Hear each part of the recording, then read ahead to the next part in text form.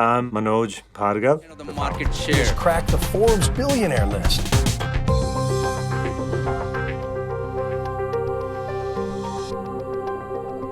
But I realized, oh my God, we're making a lot of money here. What do I do with this? Okay. The cutting edge of medical science today is changed from what they've been doing for the last 50 years. For the last 50 years, what they've been doing is saying, okay, here's a disease, let's kill it. Let's kill something. And now what they're looking at is, well, no, that's really not the answer. The answer is what is known as immunotherapy. In other words, in cancer right now, the biggest thing that everybody's working on is immunotherapy. What the ultimate goal is to make somebody stronger internally, and so that disease doesn't happen, or that the disease becomes so small because it's getting attacked by the immune system. What we found for that is one of the great products that's been invented, decades ago. So when it was invented, it wasn't the right time for it. Now, when people are looking at immunotherapy as the big thing, this is probably the biggest weapon in its arsenal. It is. Foam? Same memory foam. Yeah. Only the color is different. It's, Slightly, yeah.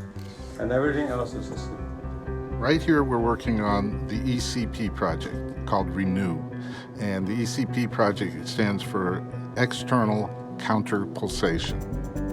The idea is the ECP squeezes blood from the legs back into the core body and assists the heart when the heart's resting. While the heart is resting, this is pumping. While the heart is pumping, this is resting. They go back and forth, so it acts almost like an auxiliary heart. The arteries become wider, which lets blood pass more easily. The effects happen through the entire body. The evidence is overwhelming that it makes people healthier. Right. Tighten that, then tighten it. Right, there you go. Was that easier? Yes. When I first looked at it, I said, are you guys kidding? I mean, is this Monty Python? This one and this one. There's an old movie called Life of Brian, people volunteering for crucifixion. If somebody asked me, okay, you've got heart problems, which would you like, surgery or not surgery? Well, first, I'd like to try the non-surgery, guys. I mean, I don't have to be a genius to figure that part out. Even if it doesn't work as well, you would still want to say, I want to go with the non-surgical approach. We looked at that and we thought, okay, this is pretty obvious. And then we realized that there were so many things it was doing. And amazingly, the science guys, over the years, there were 300 published peer-reviewed studies on the benefits of this. And yet, it never made it into the mainstream. Well, when first somebody came to me with it, I said, look, there's so much logic here. I'm just going to buy one. So there were a couple of guys that were making it. Now, because nobody really bought many of these, it was a big clunker. It took up half the room, and it was 220, created heat. It was terrible, right? I said, it doesn't matter. I'm going to buy it. It enhances circulation. Nature has already made this pump called the heart, and it's pumping to keep everything going, getting oxygen and nutrients, hauling of the waste. Then what happens over time is the pump gets old. The pump gets old, it doesn't quite do the job. All of a sudden, you've got all kinds of things happening from your toes to your hair. Skin's wrinkling, arthritis. All of these things happen. Where they come from? Really, where they came from is that you got weaker. Your system got weaker. That's when you let all of this junk in. Think about it. If you leave waste, if you leave trash all over the body, if you leave trash in your head, and then you get a disease in your head, and you're thinking, well, how did I get disease? Well, you left trash in your head, right? What trash happens, it rots, turns to poison, and then all of a sudden you have diseases. If you haul away the trash, the chances of being better, being healthier, and not having those diseases come in are much higher. So what this does is enhances circulation. And again, back to what we do here at Stage 2. It's just nature with a twist. We go for simple, which is, if you're healthier, if you're better, if you're stronger, then there's less disease. I got this from Sir David Lane.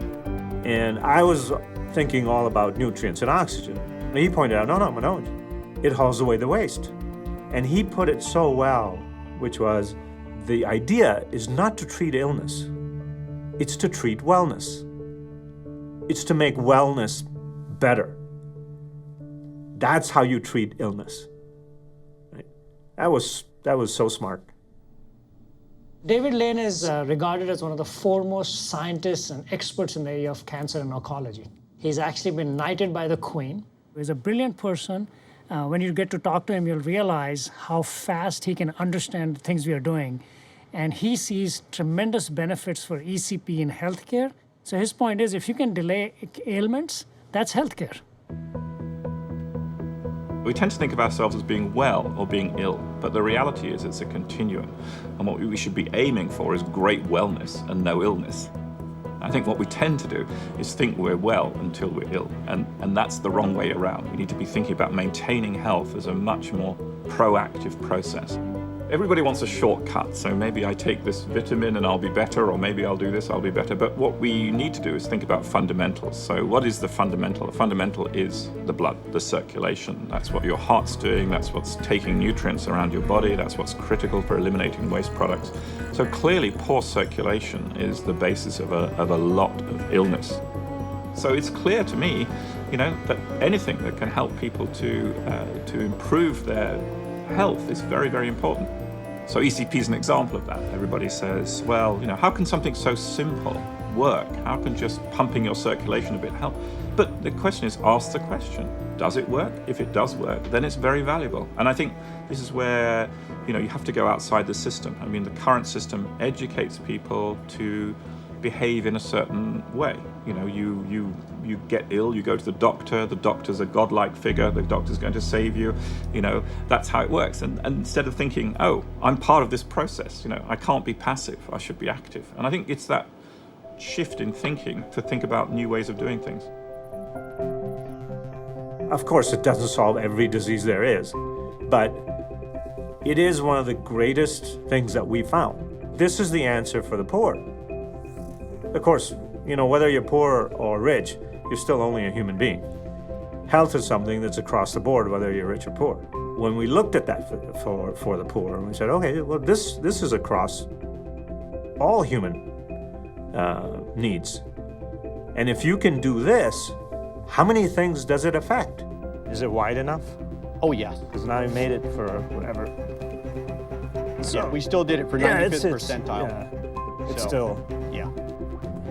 So if I gain another 20 pounds, I'm still okay. The interesting part is that once you try it a couple of times, you're like, okay, I need that. You just feel better. You are better and you feel better. I've been on it for a couple, 3 years now. And my son says, in 30 years, I'll be 50 and you'll be 40. so the effects have been remarkable. And so I said, okay, if I'm going to use it, then I need to get that benefit out to everyone. And we're going to impact health in a way that no medicine can do it. We have our own jargon to some extent. Like, for example, somebody comes to me with a project or a product that we're going to go sell or some project. I ask them, is it slam dunk? And no, it's really good. I said, no, is it slam dunk? So, but it's a good product. And what it does is it totally clarifies their mind that, oh no, it's not slam dunk. Then I say, well, why are we going to do it?